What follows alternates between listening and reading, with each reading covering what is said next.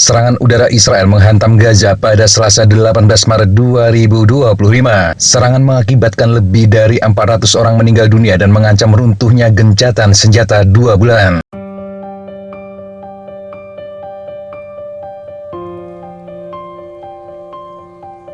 Serangan menghantam rumah-rumah dan perkemahan tenda dari utara ke selatan jalur Gaza. Sementara tank-tank Israel dilaporkan menembaki garis perbatasan ke timur dan selatan daerah kantong tersebut. Hal ini memaksa banyak keluarga yang telah kembali setelah gencatan senjata untuk meninggalkan rumah mereka lagi dan menuju utara ke Khan Younis. Kementerian Kesehatan di Gaza yang dikelola Hamas mengatakan 404 orang meninggal dunia, sementara 562 orang terluka, banyak di antaranya anak-anak. Militer Israel mengatakan mereka menyerang puluhan target, dan serangan itu akan terus berlanjut selama diperlukan dan melampaui serangan udara. Hal ini meningkatkan kemungkinan pasukan darat Israel dapat melanjutkan pertempuran. Kelompok militan Palestina menuduh Israel melanggar gencatan senjata, sekaligus membahayakan upaya mediator untuk mengamankan gencatan senjata permanen. Hamas saat ini dikabarkan masih menahan 59 dari 250 atau lebih sandera. Perdana Menteri Israel Benjamin Netanyahu mengakui telah memerintahkan militer untuk mengambil tindakan keras terhadap Hamas. Langkah ini sebagai tanggapan atas penolakan kelompok itu untuk membebaskan sandera yang tersisa, dan karena penolakan mereka terhadap proposal gencatan senjata.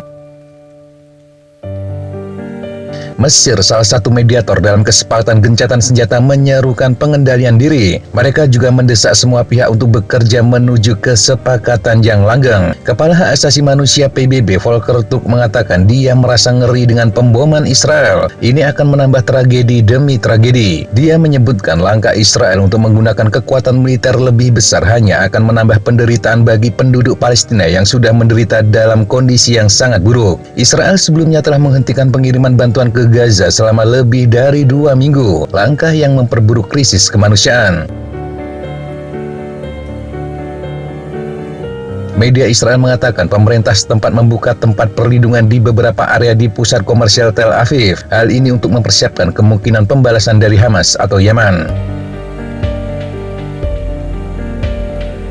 Tekanan intens Israel yang diperbarui terhadap Hamas terjadi saat ketegangan berkobar di tempat lain di Timur Tengah, situasi yang telah menyebabkan perang Gaza menyebar ke Lebanon, Yaman, dan juga Irak.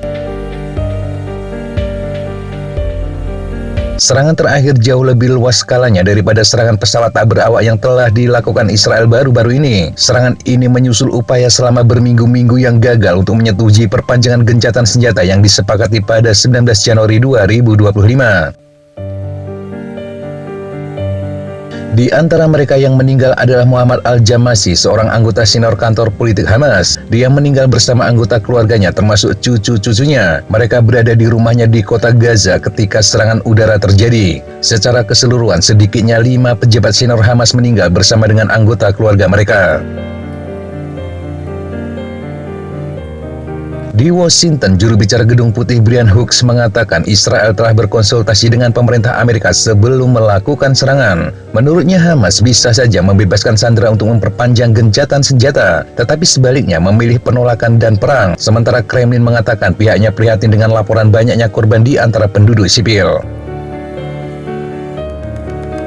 Tim perunding dari Israel dan Hamas telah berada di Doha. Mediator dari Mesir dan Qatar berupaya menjembatani kesenjangan antara kedua belah pihak setelah berakhirnya fase awal gencatan senjata. Upaya yang mengakibatkan 33 sandera Israel dan 5 warga Thailand dibebaskan dengan imbalan sekitar 2.000 tahanan Palestina. Dengan dukungan Amerika Serikat, Israel telah mendesak agar para sandera yang tersisa dipulangkan dengan imbalan gencatan senjata jangka panjang. Ini untuk menghentikan pertempuran hingga setelah bulan puasa Ramadan dan Hari Raya Paskah Yahudi di bulan April. Namun Hamas bersikeras untuk beralih ke negosiasi guna mengakhiri perang secara permanen dan juga penarikan penuh pasukan Israel dari Gaza. Hal ini sesuai dengan ketentuan perjanjian gencatan senjata semula. Pada hari Selasa, juru bicara Hamas Abdel Latif Al-Khanau mengatakan bahwa komunikasi dengan mediator sedang berlangsung. Dia menyebut kelompok itu ingin menyelesaikan penerapan kesepakatan gencatan senjata Gaza.